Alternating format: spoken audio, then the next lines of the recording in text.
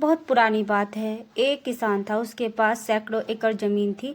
किसान बूढ़ा हो चला था। उसका एक लड़का था, उसका नाम सुरेश था। एक दिन अचानक जमींदार की मृत्यु हो गई। अब सारी जमीन की देखभाल उसके लड़के सुरेश के ऊपर आ गई। लेकिन सुरेश को खेती बाड़ी और मेहनत करना अच्छा नहीं लगता था। वह जल्द ही बहुत अमीर बनना चाहता था। तभी किसी ने उसे पारस पत्थर के बारे में बतलाया। पारस पत्थर एक ऐसा पत्थर होता है जिसे किसी भी धातु से स्पर्श करने पर वह धातु सोना बन जाती है। सुरेश किसी भी कीमत पर पारस पत्थर पाना चाहता था।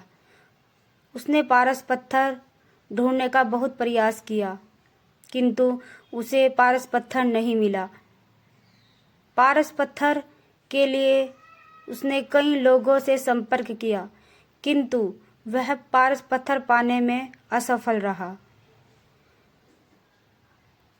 आसपास के ठगों को पता चल गया कि सुरेश किसी भी कीमत पर पारस पत्थर पाना चाहता है। ठगों ने पारस पत्थर का लालच देकर सुरेश से लाखों रुपए ठग लिए। ठगों के बाद सुरेश ढोंगी बाबाओं के जाल में फंस गया। ढोंगी बाबाओं ने भी सुरेश को लालच देकर बहुत सा पैसा ऐंठ लिया। पारस पत्थर के लोभ में सुरेश को बहुत नुकसान हुआ और उसे अपनी कई एकड़ जमीन भी बेचनी पड़ी। सुरेश की पत्नी हमेशा उसे समझाती कि इन सब बातों में मत पड़ो, अपने पास बहुत जमीन है, उसी में खेती करो, मेहनत भी किसी पारस पत्थर से कम नहीं है। किंतु सुरेश को तो पारस पत्थर की ही धुन सवार थी।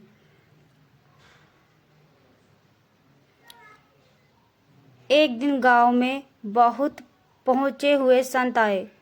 सभी ने उन्हें अपनी समस्याएं बतलाई। सुरेश भी अपनी पत्नी के साथ उनसे मिलने गया और उन्हें अपनी समस्या बतलाई। संत सुरेश की बातें सुनकर मुस्कुराए और बोले, मैं जैसा कहूँ वैसा ही करना, तो तुम्हें पारस पत्थर आवश्यक मिलेगा। संत की बात सुनकर सुरेश बहुत खुश हुए और संत से बोले, कृपया कर मुझे वह तरीका बतलाए जिससे मुझे पारस पत्थर मिल जाए।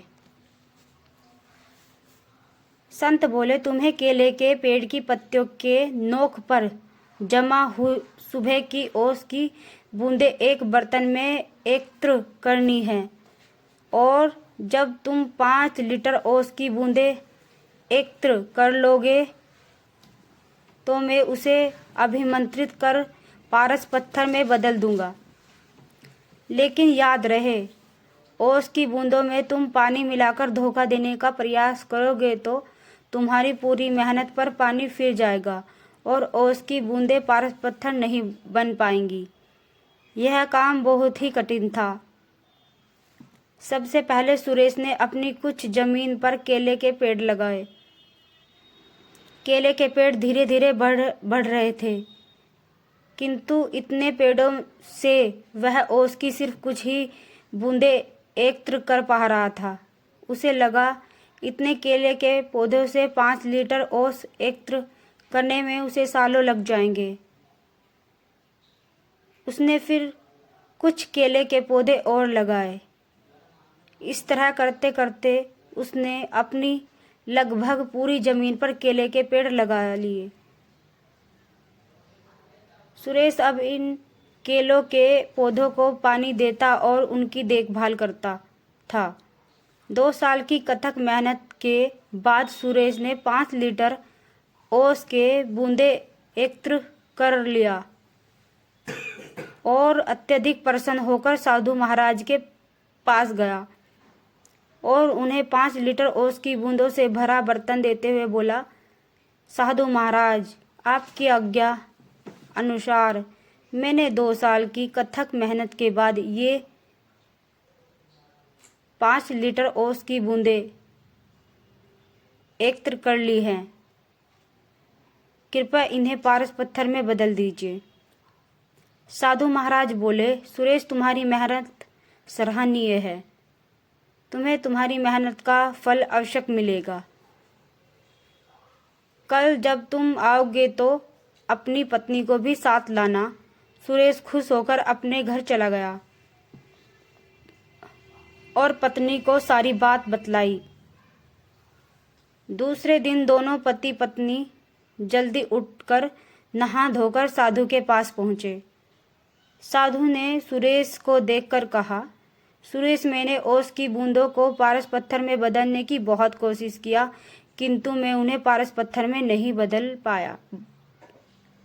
यह सुनकर सुरेश बहुत उदास हुआ और साधु से बोला, आपके कहे अनुसार मैंने 2 साल कथक मेहनत करके 5 लीटर ओस की बूंदें एकत्र की थी, किंतु मेरी मेहनत बेकार गई।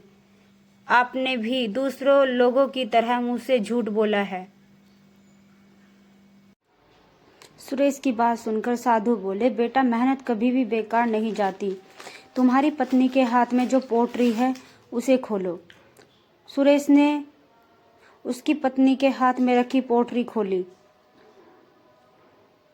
तो देखकर दंग रह गया। उसमें सोने चांदी के आभूषण और कीमती रत्न थे। साधु बोले, सुरेश, ये तुम्हारी मेहनत का फल है, जो कि किसी पारस पत्थर से कम नहीं है। सुरेश ने कहा, यह मेरी मेहनत का फल कैसे हुआ? साधु बोले, तुमने 2 साल से मेहनत करके जो केले के पौधे लगाए थे, 2 साल में उनमें फल भी लग रहे हैं, किंतु तुम्हारा पूरा ध्यान पारस पत्थर और ओस की बूंदों पर था और तुमने फलों पर ध्यान ही नहीं दिया, किंतु तुम्हारी पत्नी उन फलों को बाजार भिजवा दिया करती थी और ये सारे आभूषण और रत्न फलों की बिक्री से आए पैसों को बेचकर खरीदे हैं।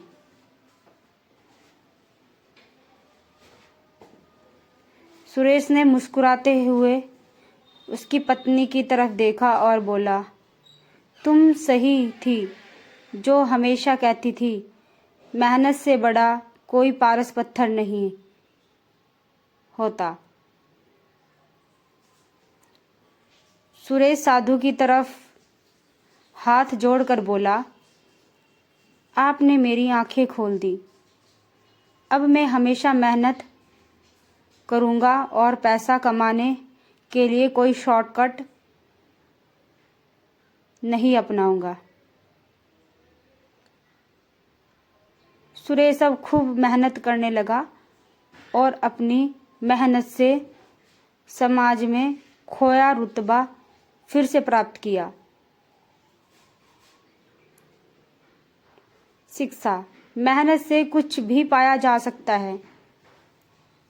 आपको ये पोस्ट अगर पसंद आ सकती है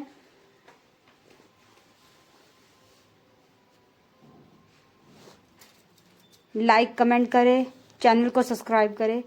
धन्यवाद।